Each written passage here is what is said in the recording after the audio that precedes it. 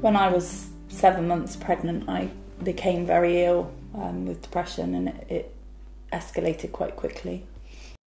So I first became aware that Abby was possibly going through depression, or the start of depression, when we had an argument, and she had depression prior to that, so I kind of recognised the symptoms, and it was during that argument I realised that something wasn't quite normal, and that she possibly wasn't feeling very well.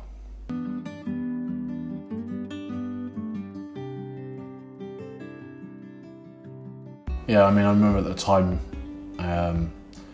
it was tough because your mum had died a few years prior to this, and it was a time when you felt that you kind of needed to be somewhere other than home, and obviously the natural place where you would have been your with my mum, because she would have been there to support me, because she always had been there before in the past.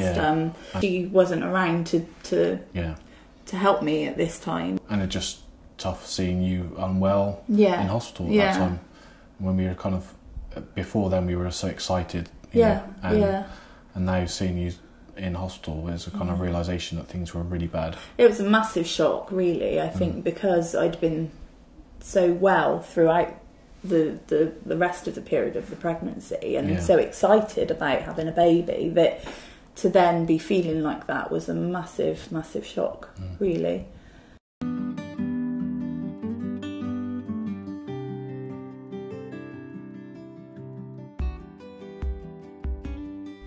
It's hard sometimes, because the kind of things you were saying at the time were quite hurtful, and sometimes very, very sort of dark and negative. And there were times where Abby did scare me. Certainly there were times where you were self-harming, which were really upsetting. And that was probably like another time where I felt that was really tough to see, basically. But in terms of our life now, it's obviously completely different to when we were going through those bad times, and couldn't be further away from it, really. No, we've got a fantastic little girl, which we love to bits. Oh yeah, it's just so much fun. She is.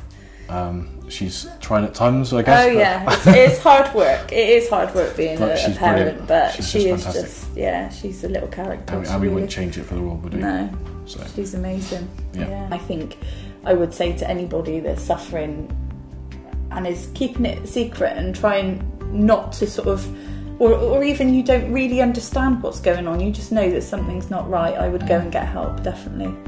Go and get some, speak to somebody, anybody, just get help.